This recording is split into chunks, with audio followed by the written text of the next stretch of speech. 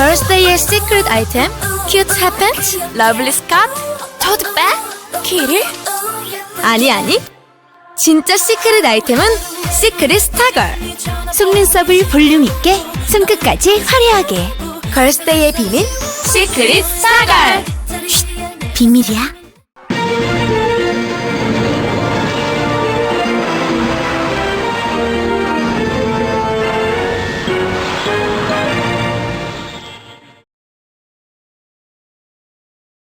정치가 역사를 이길 수 없다고 합니다. 그것은 사실을 이길 수 없는 게 정치고, 그럼에도 불구하고 정치가 오늘날 우리나라를 이만큼 키워놨고 앞으로 또 우리는 발전해 갈 것으로 생각을 합니다. 이러한 도전 속에서 특별히 역사학을 학교 시절에 공부하시고 대변인을 여러 차례 당 대변인을 하신 박수현 의원님 방으로 오늘 저희가 찾아왔습니다. 의원님 안녕하세요. 예, 안녕하세요. 어서 환영합니다. 네. 어떻습니까? 그 학창 시절에 역사를 공부하셨는데 의정 활동을 하시면서 그게 좀 도움이 됩니까? 어떻습니까? 제가 세상을 바라보는 관점이기도 하고요. 개인적으로 그 역사학을 좀 공부했다는 것 때문에 그 책임감과 어떤 소명의식 이런 거에서 자유롭지 않은 또 무거움도 느끼는 게 이제 두 가지 측면이 있습니다. 역사라고 하는 것 지금 우리 김준성 우리 선배님께서 잘 정리를 해주셨지만 그 서양의 유명한 역사학자인 E.H. 칸은 그런 얘기를 했습니다. 역사란 무엇인가에서 결론을 맺기를 그 역사란 과거와 현재와의 대화이다 이렇게 이야기를 하고 있죠. 저는 거기서 한 걸음 더 나아가서 제가 외람되게 한마디 더 붙인다면 과거와 현재와의 대화일 뿐만이 아니라 미래를 내다보는 창이다 이렇게 제가 규정을 하고 미래를 내다보면 유리창. 그렇습니다. 미래를 내다보는 창이다. 내다볼 수 있는 유리창. 예, 그렇습니다. 창이라고 하는 것은 유리창이어서 이제 밖에 투명해 보인다는 의미도 있지만 어떤 틀을 의미하죠. 예, 틀. 그래서 그 유리창이 사각틀이라면 그 사각의 모습으로 세상을 바라보게 될 것이고 원형이라면 원의 모습으로 바라보게 되지 않겠어요? 다시 말해서 그 세상을 바라보는 어떤 기준, 틀 이런 것으로 저는 역사를 이해하고 있어요.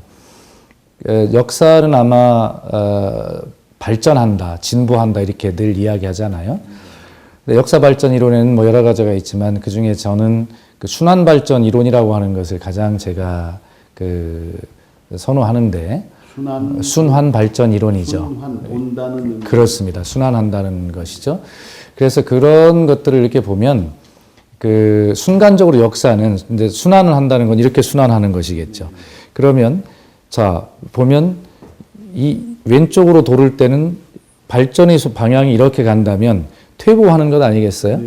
순환도. 그러나 잘라서 보면 거기 그 지점을 넘어서서 이쪽으로 순환할 때는 그 순간에는 발전의 방향이겠죠.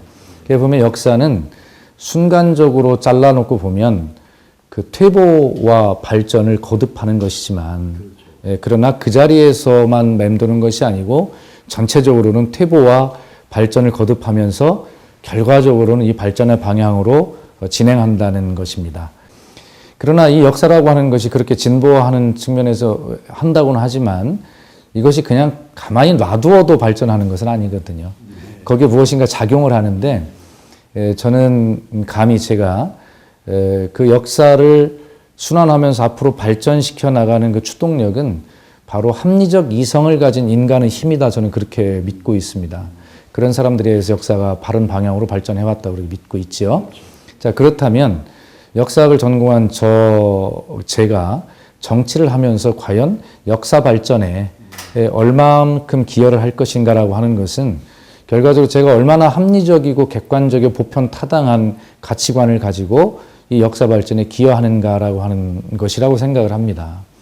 그래서 제가 아까 말씀드렸듯이 역사가 미래를 내다보는 창이다라고 표현한 것은 바로 제가 어떤 시각을 가지고 현재를 살아가고 현재에 기여하느냐에 따라서 제가 저 후에 이어올 바로 미래 세대의 그런 모습으로 사회를 또 역사를 발전시키는 조그만 기여라도 하지 않겠냐라고 하는 그런 생각을 가지고 있고 그래서 아까 말씀하신 대로 그 역사를 전공하게 된 이유는 바로 그러한 역사라고 하는 것이 어떤 인간사 또 사회사 이런 것의 발전에 굉장히 큰 흐름들을 이제 가지고 오는 것에 굉장히 흥미가 있어요, 저는. 예, 그런 게 있어서 이제 하게 됐고, 그러한 시각이 아까 말씀드린 대로 역사학도로서 갖는 그 무게감과 책임감, 시대의식, 소명의식 이런 것들이 현재 정치활동, 의정활동에 임하는 저희 자세를 그렇게 미래를 규정짓는 중요한 현재라는 인식을 갖고 있기 때문에 아마 그런 것들이 저에게는 의정활동을 하는 저를 쉽게 얘기하면 규정하고 저를 어떻게 보면 뭐라고 그럴까요? 좀 더 열심히 성실하게 저를 옥죄는 또 그런 저를 하여튼 굉장히 채찍질하는 그러한 무게 있는 채찍이기도 하다. 그 의정활동에 상당히 도움이 된다 이렇게 말씀드립니다. 무게 있는 채찍. 네.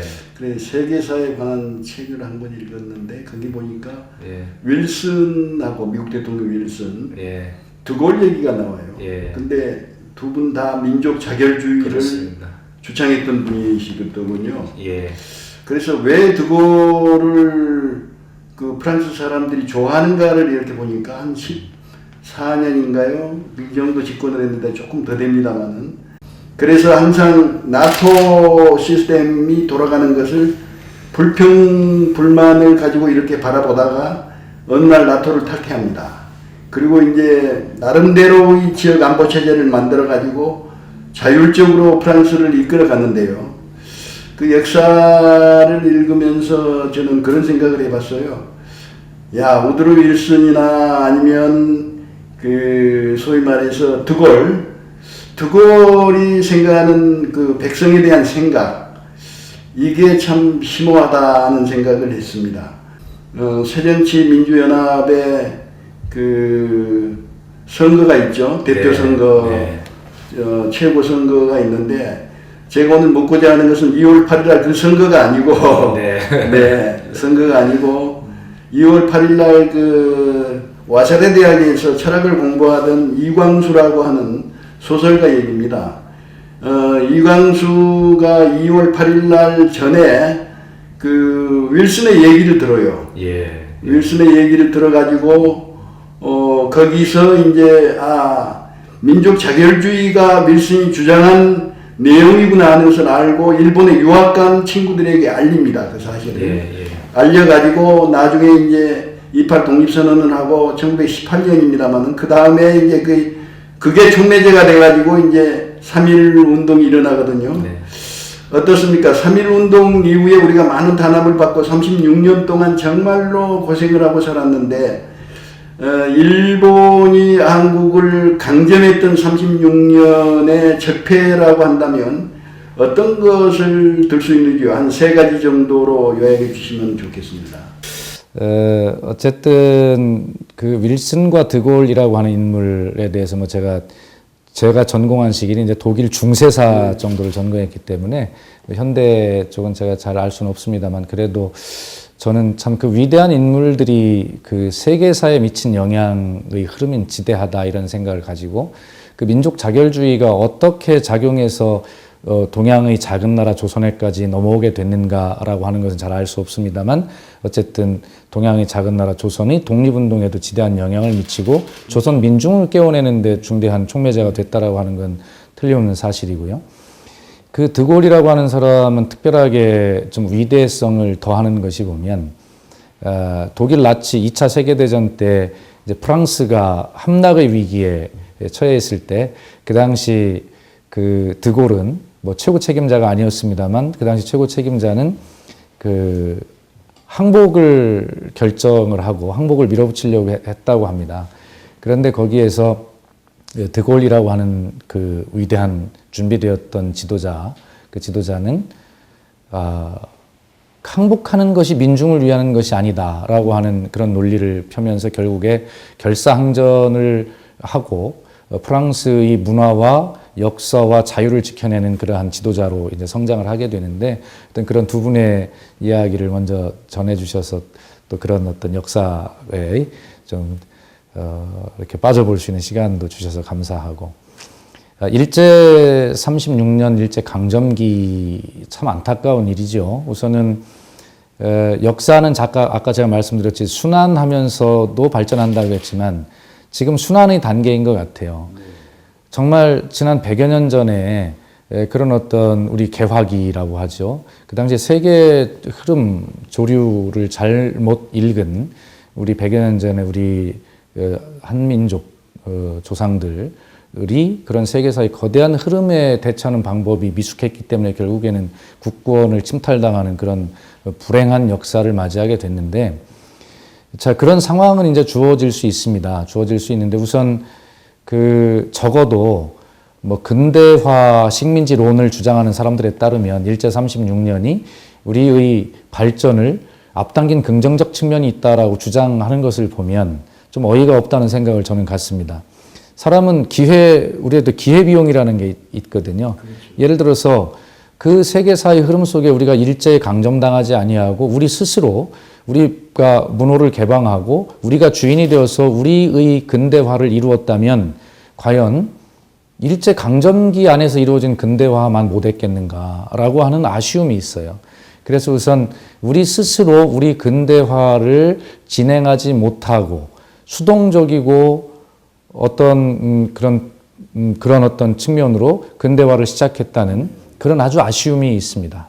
그러나 역사에는 가정이 없다고 하지만 만약에 그렇다라고 우리 스스로 문호를 개방하고 우리 스스로 근대화를 선택했다라고 가정한다면 일제가 했던 그런 수탈의 역사보다는 훨씬 더 자주적이고 독립적이고 또 내용 측면에 있어서도 훨씬 더 좋은 근대화를 이루었지 않겠는가 하는 그러한 측면의 아쉬움이 하나가 남고요.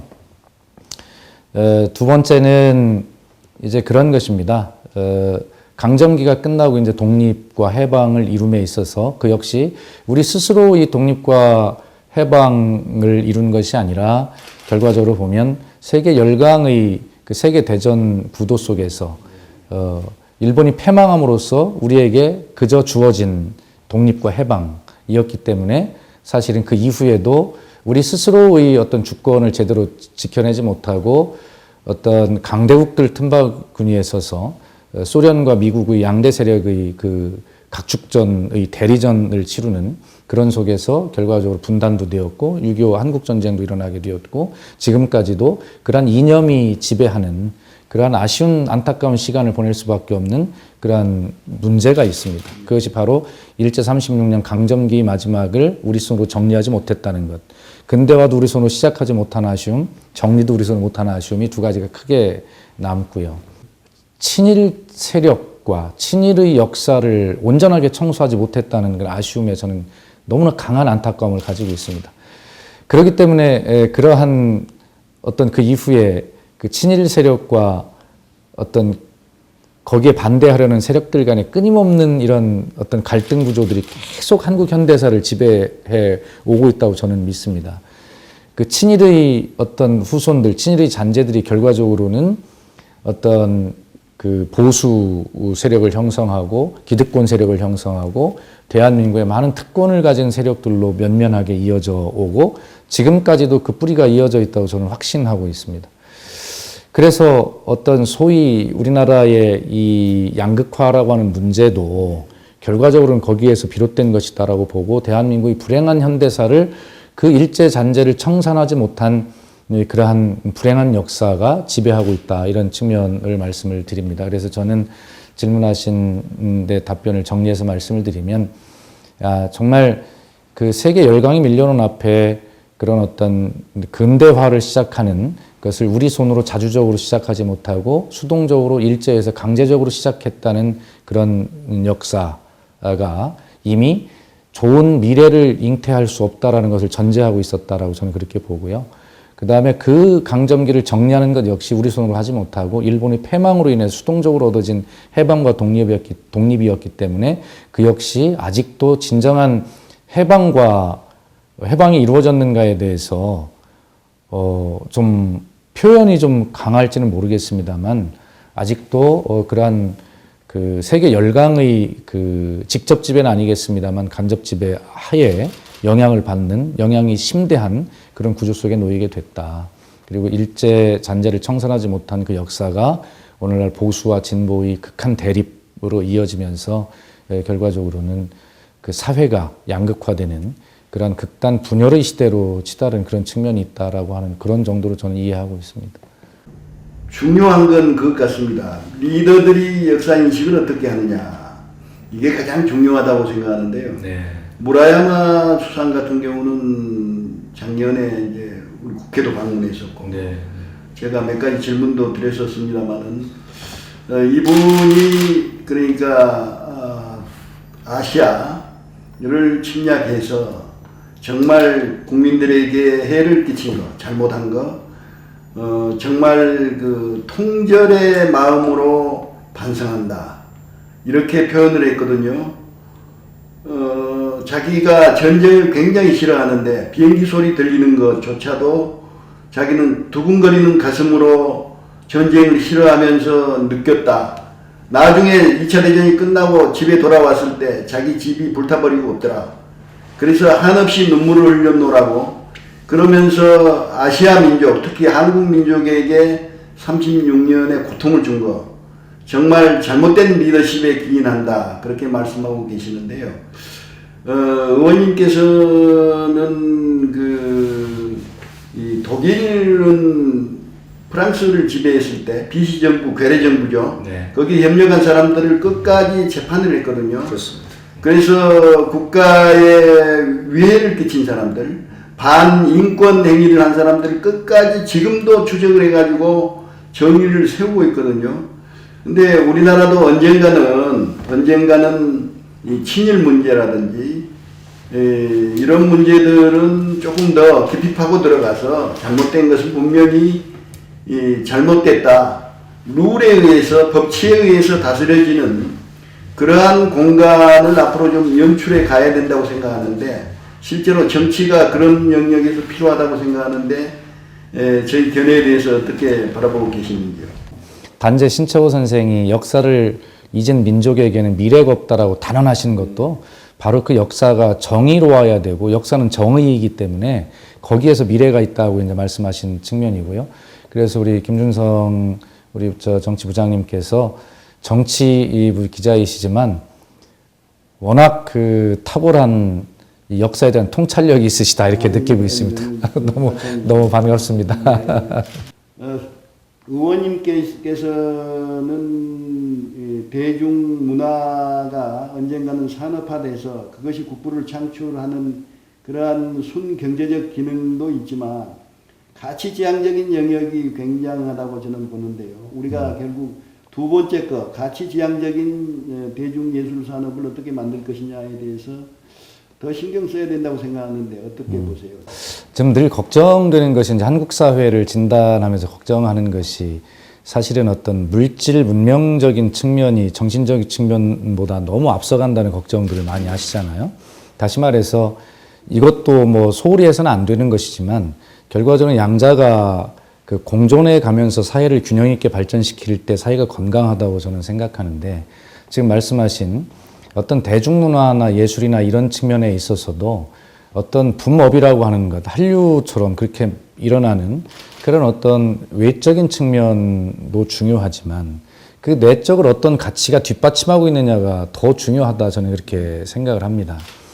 근데 지금까지 우리 대한민국의 현대사를 보면 대개 성장 위주의 어떤 문화, 그것이 마치 절대 선인 것처럼 여겨져 왔던 역사, 그것은 이미 이제 뭐 배고픈 시대를 탈출하기 위한 한 시대의 단편이었고, 이제는 좀 그런 것에서 벗어나서 좀 가치 중심적인 지향적인 사고와 삶을 좀 우리가 내용을 채워가야 될 때가 아닌가, 이런 생각을 가지고 있습니다. 저는 말씀하신 대로 충남 공주가 이제 지역구인데, 공주는 아시다시피 백제의 오랜 수도였습니다. 였는데, 저는 늘 그런 고민에 쌓이곤 하죠. 가서 외국이나 이제 일본 등에서 오는 이제 관광객들을 보면 뭐 무령왕릉이나 그 지역에서 출토된 백제의 유적, 유물, 유구 뭐 이런 박물관에 가서 이런 것들이 이제 주로 보여주게 되는데, 이제 그런 것들을 통해서 이 사람들이 과연 외모는 그런 것들을 보지만 그 안에 담겨져 있는 내용들을 과연 볼 수 있을까? 이런 늘 그런 의구심을 가지고 있습니다. 물론 훌륭한 선생님들이 설명도 하시고 하시지만 네, 그렇게 많이 이해가 안 될 것이다. 그래서 제가 새로운 트렌드를 하나 만들고 싶은 것은 이런 것입니다. 박물관에 가서 역사를 보는 것 굉장히 중요하고 기본입니다. 그러나 그 박물관 밖으로 이제는 무엇인가 내와야 된다고 생각하는데 그것이 뭐냐면 그 정신은 박물관 안에 갇혀 있으면 안 된다고 생각합니다. 한 4, 5년 전에 세계대 백제전을 치르면서 금강변에 그 수상 무대를 크게 만들어가지고 엄청 스펙터클한 그런 공연을 한 적이 있거든요.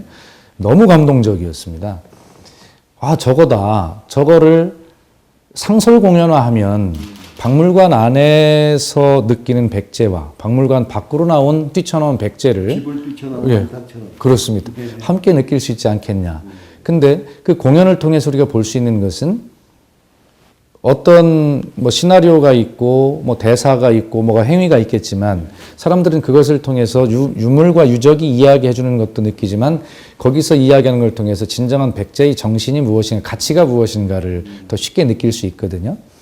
자, 그렇게 저는 제 고향 지역구 공주도 전 국민과 백제에 관심 있는 일본 사람들을 포함한 세계인들이 볼 수 있도록 양자를 다 볼 수 있도록 해야 되겠다 해서 이쪽을 지금 연구하고 지금 추진하고 있다는 말씀을 드리고요.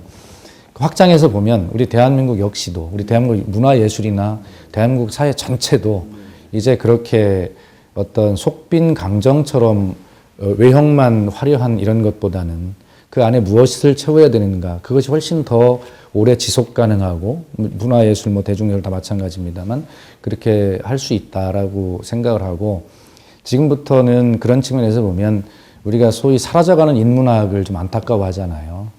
그래서 이 대학의 커리큘럼이나 고등학교의 학습 내용도 가치를 중히 느끼게 하는 그런 어떤 교육의 커리큘럼, 풍토 이런 것들도 우리가 함께 고민해 나가야 된다. 그럴 때 지금 우리 김준성 정치부장님께서 지적하신 대로 문화예술뿐만이 아니라 사회 전반이 그렇게 고루 외형과 내형이 함께 발전하는 건강한 지속 가능한 발전을 할 수 있다 이런 생각을 가지고 있고요.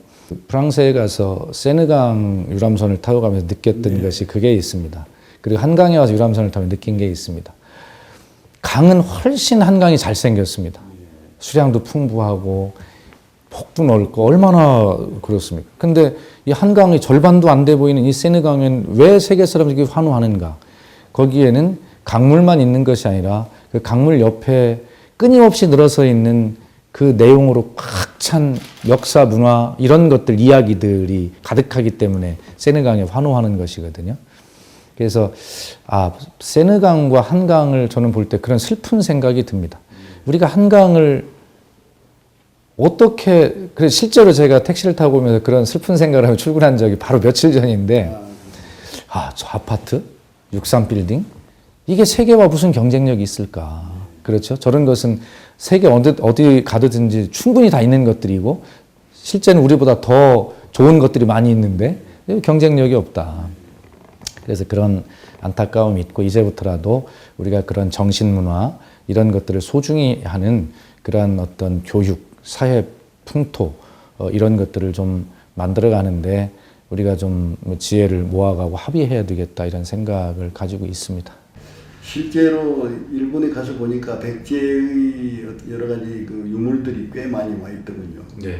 그러니까 우리가 회수해야 될 사실 문화재, 그 유형의 문화재든 무형의 문화재든 글로 되어 있는 저작권이든 예. 진짜 일본에서 좀 우리가 챙겨오는 운동도 해야 되지 않겠습니까? 제 지인들 몇 분이 그 문화재 회수 운동을 열심히 하고 있는 그룹들이 있어요. 그래서 저도 관심을 가지고 보고 있고, 그런데 이제 특히 지적해 주신 일본과의 관계 속에서는 뭐 워낙 36년간 사실은 지배를 했기 때문에 강탈해간 문화재가 뭐 오죽 많겠습니까? 그렇죠. 예. 심지어는 뭐 그 왕릉 같은 것들은 발굴하자마자 빗자루로 싹 쓸어서 그냥 술에 싣고 갔다는 그런 일화도 실제로 있습니다. 그래서 그런 것들을 이제부터라도 좀 자세하게 현황 파악하고 우선 사실 현실을 잘 알아야 되니까요. 그런 것부터 해야 되는데 우선은 이 한일 관계를 좀 대등하게 복원하는 문제가 맞추는 문제가 더 시급하다고 생각을 합니다. 중요한 말씀입니다. 1970년대에 보면 우리가 싸우면서 건설하자는 그러한 흐름 속에서 유신의 그 강권 정치하에 우리가 놓여 있었죠. 사실 그 당시에 그렇게 강권 정치를 하면서도 일본하고 교류를 부지런히 했어요. 한일 의원연맹 회의록들이 계속해서 쏟아져 나온 시기가 그때입니다. 네. 근데 여기서 우리가 이제 하나 짚고 넘어가야 되는 게 박근혜 정부가 잘못하고 있는 것 중에 하나는 물론 일본에 대해서 강경 자세가 필요합니다. 그러나 실리 외교도 동시에 필요하다고 보는데 네.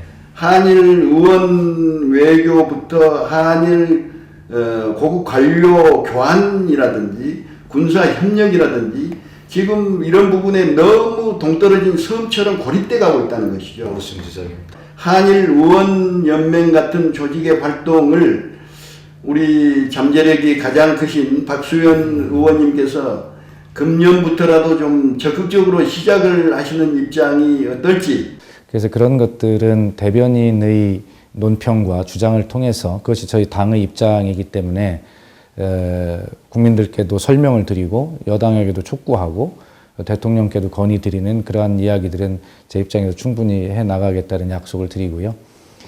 지금 걱정입니다. 이게 좀 큰 틀로 이 세계를 바라봐야 된다. 그렇게 해서 특히 지도자는 그렇게 바라봐야 된다 생각을 하는데 너무 우리가 그 미국 주도의 국제관계에만 너무 매몰되어 있는 거 아니냐 하는 생각을 갖게 합니다. 당연히 그 중에는 이제 일본이 이제 지렛대처럼 끼어 있는 것이죠. 뭐 전통적인 한미일의 그 우호 설린 관계야 뭐 깨서는 안 되겠지만 그렇다고 해서 새로운 상황 변화인 중국의 급팽창과 성장이라고 하는 이 요소 또한 우리가 함부로 해서는 안 되거든요. 그렇죠. 예. 그래서 그런 속에서 북한을 잘 관리하기 위해서도 대중국 관계는 너무 그렇게 단절적이어서는 안 된다라고 생각하는데 지금 현재의 이 동남아시아 중심 동남아시아에서의 그 외교 관계를 보아도 너무 무미건조하게 접근할 철학이 없다 이런 생각을 지적해 주신 대로 많이 하게 됩니다. 지금 뭐 군사정보 공유 같은 문제도 사실 한번 일본과 미국의 압력에 의해서 일본과 한국이 그걸 한번 밀실에 매질렸다가 국민 여론의 반대 실패한 거 아닙니까? 그렇죠. 그러니까 그거를 꼼수를 부려서 미국을 넣어서 한미일이라고 하는 삼각이면 미국의 안전지대가 있어서 국민에게 이게 좀 뭐 설득할 수 있을 것 같아요. 다시 시도한 것이라고 보여지잖아요. 그죠?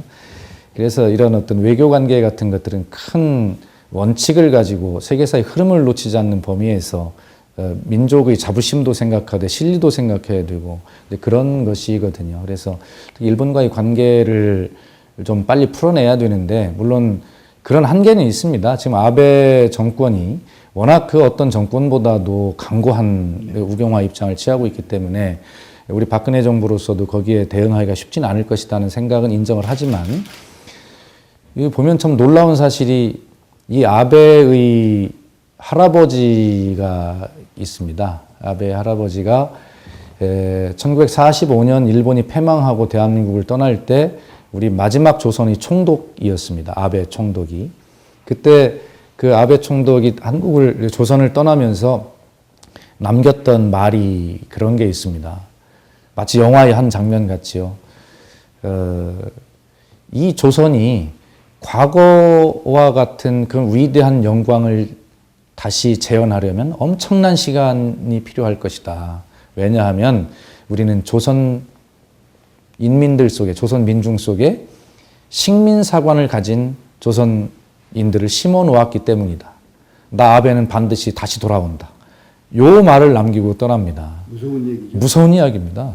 근데 그 아베의 손자가 바로 지금 일본 아베 총리입니다. 무서운 얘기지만 그러나 두려워할 필요는 없다. 그렇습니다. 정의로운 민족, 정의로운 역사가 승리할 수 있다라는 취지의 그런 말씀에 대해서 공감을 하고요. 서독의 수상이었던 빌리 브란트가 그 폴란드에 갔을 때 일화는 유명하지 않습니까? 가서 그 유대인과 그 폴란드 국민들 나치에서 희생된 그 추모탑 앞에 갔을 때 그날은 비가 내렸다고 하잖아요. 폴란드의 전국에 생중계가 되고 있는데 이 빌리 브란트 소독 수상이 그 추모탑 앞에 가서 원래는 가서 조화를 바치고 뭐 묵념하고 이 정도가 이제 계획이 되어 있었던 것인데 갑자기 그 빛바닥 속에 털썩 무릎을 꿇었다고 합니다.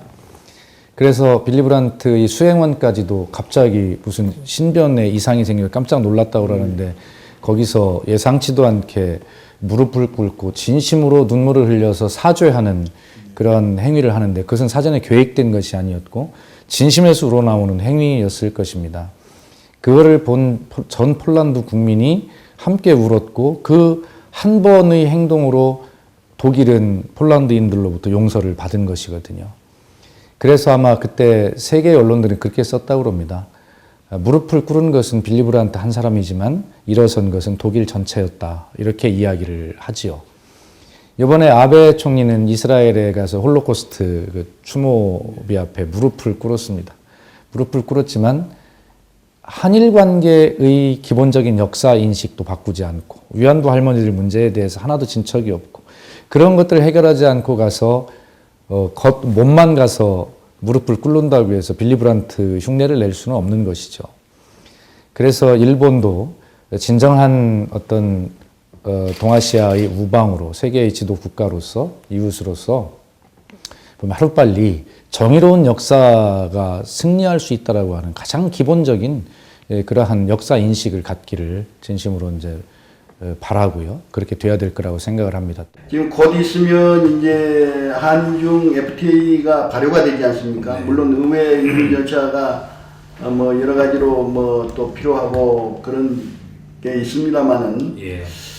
그 이후에 과연 우리가 중국과의 관계를 어떻게 해가야 될지 거기에 대해서 한번 여쭤보고 싶은데요. 네. 그 참고로 1971년도에 헨리 키신저가 중국에 가서 주구장창을 해치고 이제 중국을 문호를 열 때 말이죠. 네. 주로 중국에서 선물 받아온 게 술이었습니다. 예. 술을 워낙 좋아했어요. 근데 그 술 뒤에 학교들이 있었습니다. 예. 중국에 진출하지 못한 한유학과들이 미국에서 이제 그 한의학을 공부해가지고 다시 중국으로 되돌아가는 중국에 가서 학과를 개설하고자 하는 흐름들이 있어가지고요. 중국에 많은 중국 의학과가 중국에 많이 개설이 됐습니다. 문호를 열고 나서요.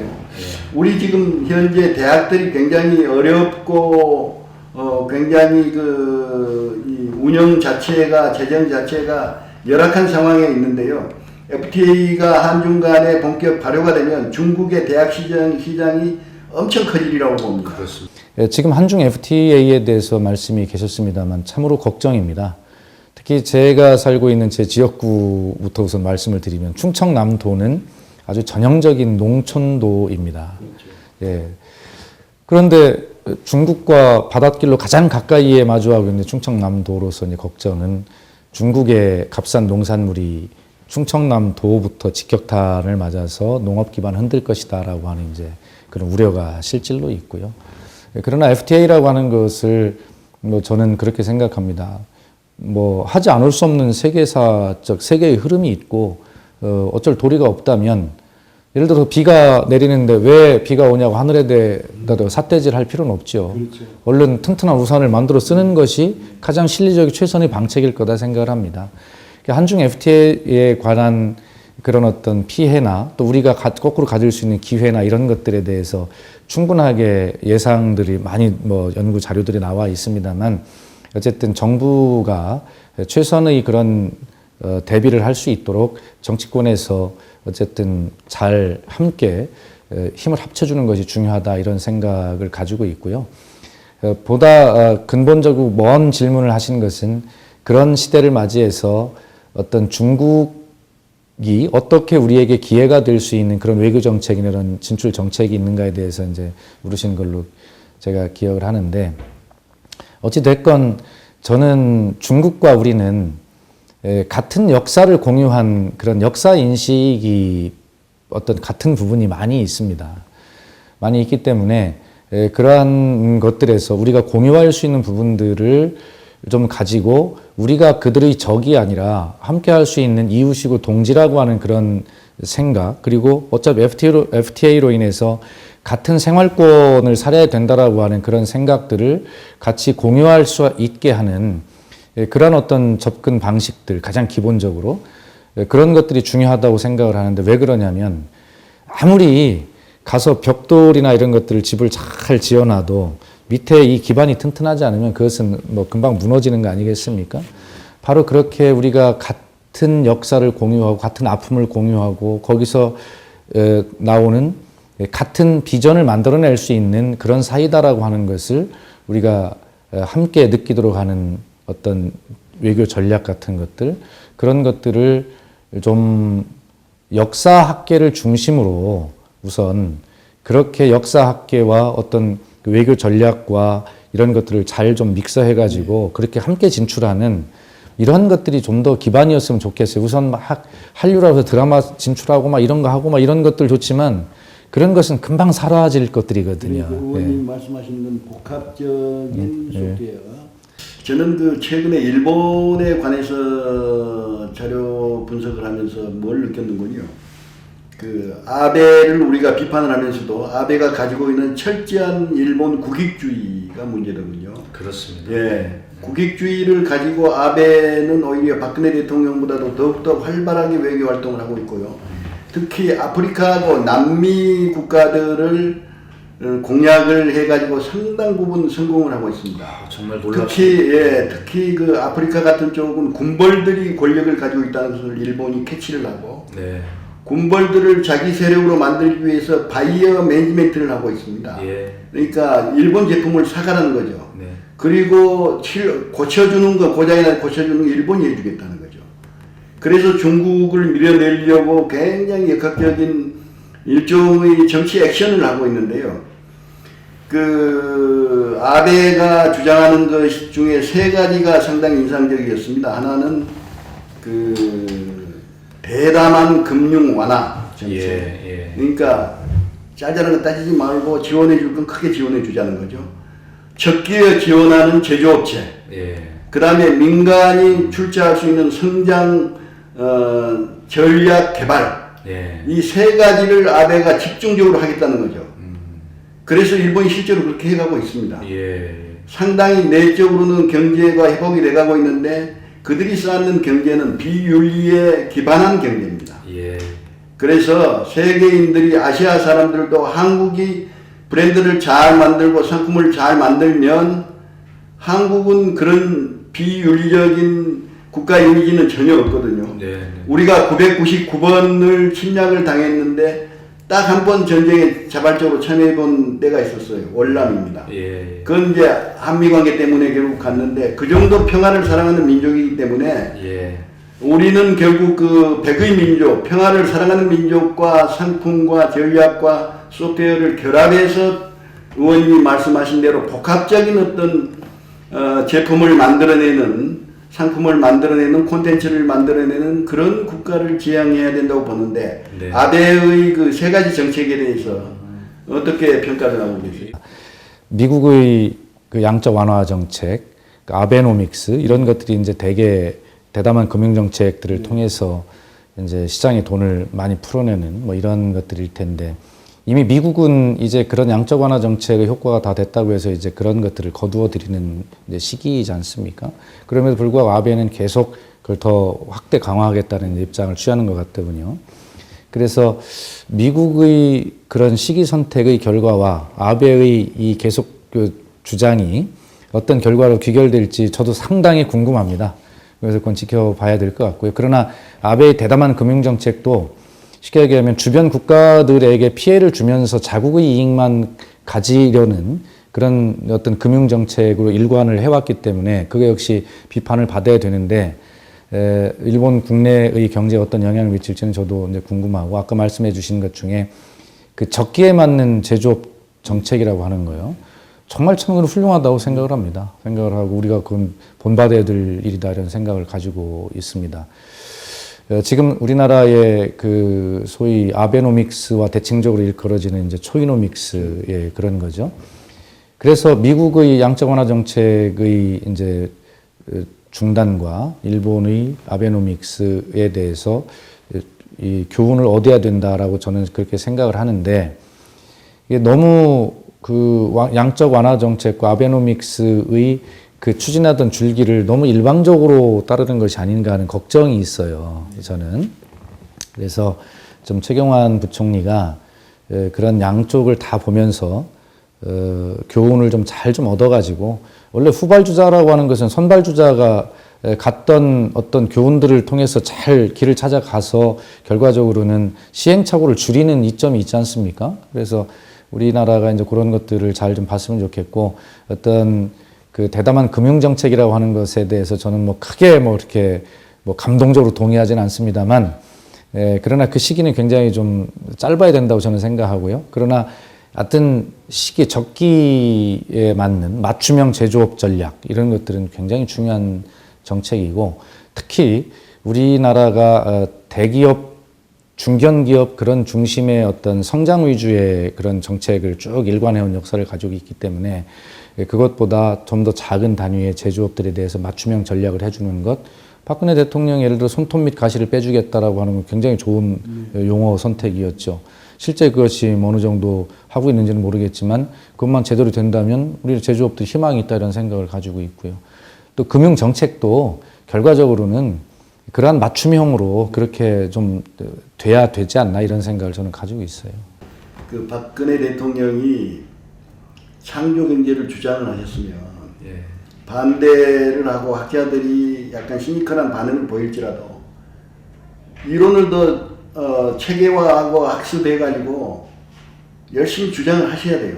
또 실제로 시장에서 예. 또 그렇게 해야 돼요. 야당이 반대하더라도 그렇게 해야 된다고 봐요. 그건 대통령의 예, 의무죠. 그건 대통령의 의무고 국민에 대한 공약이었고. 그렇습니다. 예. 그런데 왜 여론이 잠잠해지면, 여론이 인기가 떨어지면 주장을 안 하시는지 모르겠어요. 그 주장은 일관성을 유지해야 된다는 것이죠. 예, 예. 그리고 한 목적적이어야 되고, 정책의 초이스, 정책의 시행, 그 다음에 정책 뒤에 오는 후폭풍, 이걸 어떻게 막을 것인가까지 연구를 해가지고 정책 시행을 해야 되는데, 이 정책 조금 내놨다가 걷어들이고, 저 정책 내놨다가 걷어들이고, 이렇게 되니까 정책 자체의 어떤 대국민 지지 연속성이 떨어진다는 것이죠. 그래서 저는 박근혜 대통령이 지금부터라도 더욱더 새벽부터 밤늦게까지 현장을 좀 많이 돌아다니셨으면 좋을 것 같아요.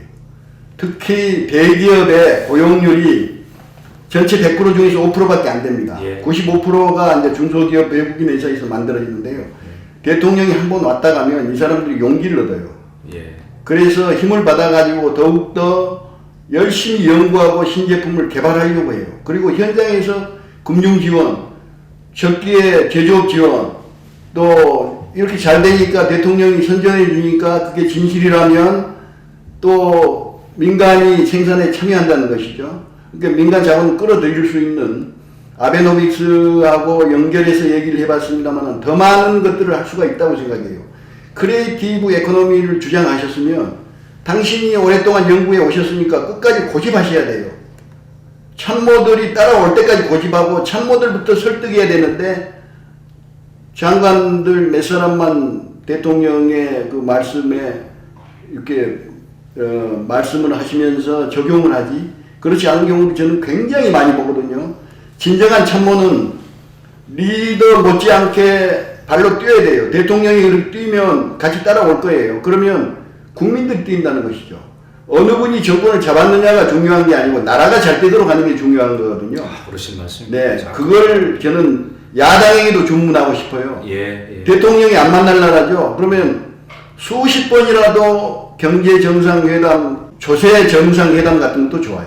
예. 지금 예. 세금에 대해서 불만이 많으니까. 그야말로 맞춤형이네. 네. 그때. 그래서 그런 것들을 통해서 대통령이 좀 휘어잡고 통치력을 발휘해 갈 수 있도록 야당도 협력할 건 협력하고, 잘하시는 건 당연합니다. 네, 잘하시는 건 잘한다고.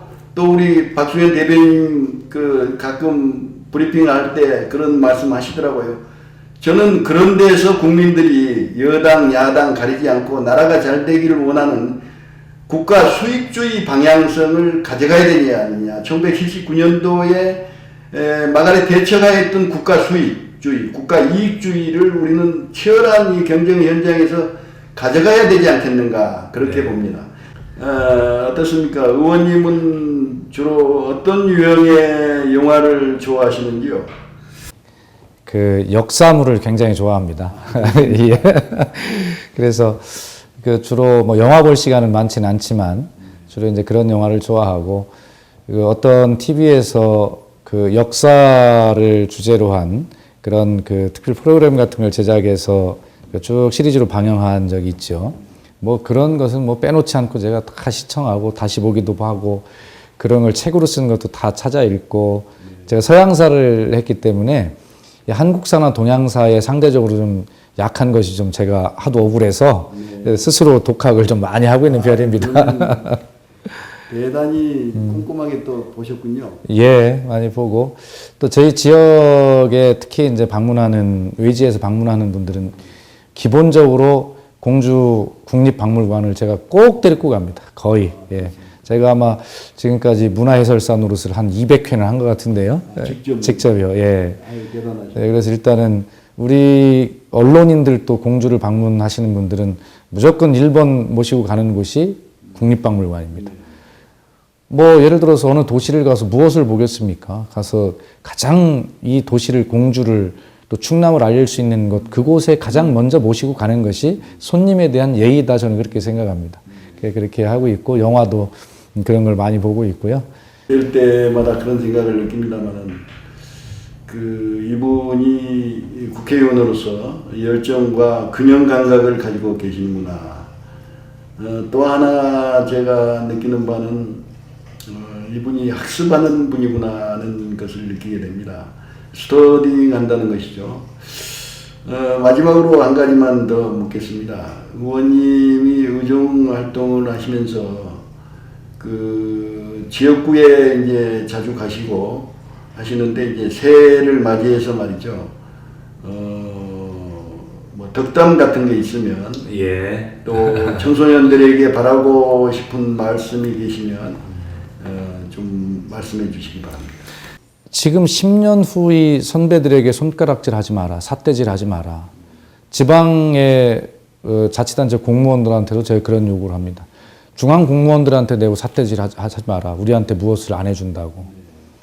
여러분들이 있는 위치에서 준비해야 된다. 노력해야 된다. 이걸 늘 주문하거든요. 자, 제가 지금 이제 50대 이제 막 넘어선 나이입니다만 제 40대나 30대 후배들에게 어디 특강을 하거나 만나면 늘 그런 이야기를 합니다. 40대 후배, 이제 10년 후면 너희들이 이 대한민국을 이끌고 갈 나 같은 위치가 되는데 10년 후에 너네들이 나 같은 위치를 감당할 수 있겠냐, 후배들이 그렇게 물어봅니다. 그럼 자기 일이 아니라고 그래요. 아니 왜 당신들 일이 아니냐. 당신들이 주도해야 될 시대가 10년 후에 오는데 준비하지 않고 어떻게 이 나라를 주도하겠냐라고 그렇게 늘 그런 걸 주문하고 이야기를 합니다. 또 청소년 학생들에게도 특강을 자주 이제 여기저기 가게 되는데요. 그 친구들에게 이야기해 주는 것은 제가 한 2가지 정도 됩니다. 역사인식과 꿈입니다. 그것은 아주 공통 주제로 제가 이야기를 합니다. 누구나 대개 청소년들에게는 꿈을 이야기하겠지만 꿈에 앞서서 저는 역사인식을 먼저 반드시 이야기를 합니다. 오늘 나누었던 이야기들을 제가 대개 그 학생들에게 해줍니다.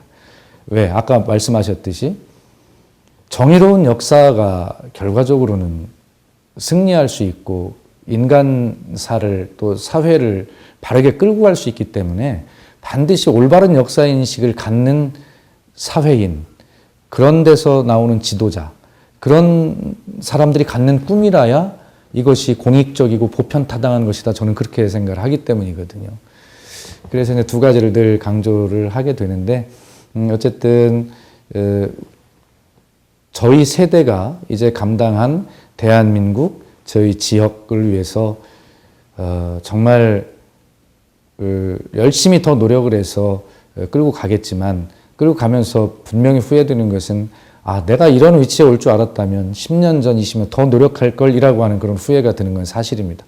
그러나 그런 후회를 하지만 지금이라도 알고 있으니 최선을 다해서 노력하겠다는 말씀을 드리고 우리 후배님 여러분이나 또 앞으로 살아갈 청소년들에게 다시 말씀드리지만 여러분들이 감당해야 될 그런 시대를 위해서 반드시 준비해야 된다. 책임감을 가지고 해야 된다라는 말씀 드리고 2015년이 이제 한 달이 지나고 있습니다만 2014년에 비해서 그렇게 크게 삶의 여건은 썩 한 번에 좋아질 것 같지는 않습니다.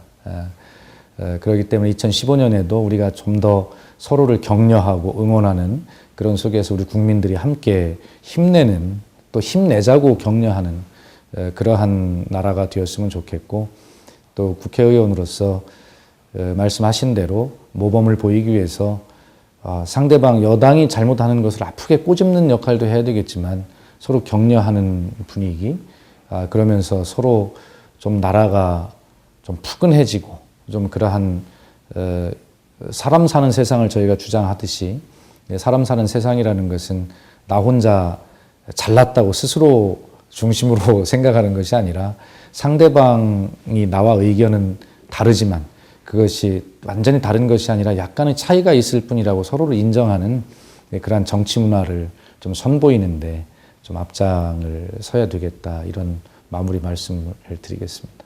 에이브람 링컨이 얘기했듯이 민심을 얻으면 천하를 얻고 민심을 잃으면 천하를 잃는다고 하였습니다. 여야 관계는 결국 민심을 얻기 위한 공정한 룰 경기가 아닌가 생각합니다. 1등을 못했을 때는 2등에 서서 박수를 쳐주면 되고, 또 1등을 했을 때는 자만하지 말고 2등이 어떻게 또 더 열심히 하는가를 봐서 더욱더 노력해가는 여야 관계가 되기를 기대하면서, 오늘 미래의 유망주, 우리 국가의 리더로 성장할 수 있는 잠재적 자질에 있어서 가장 높은 평가를 받고 있는 새정치민주연합의 박수현 의원과 같이 했습니다. 여러분 감사합니다. 고맙습니다. 감사합니다.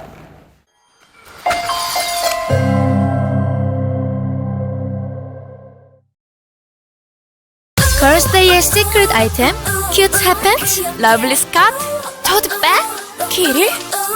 아니, 진짜 시크릿 아이템은 시크릿 스타걸. 속눈썹을 볼륨 있게, 손끝까지 화려하게. 걸스데이의 비밀, 시크릿 스타걸. 쉿, 비밀이야.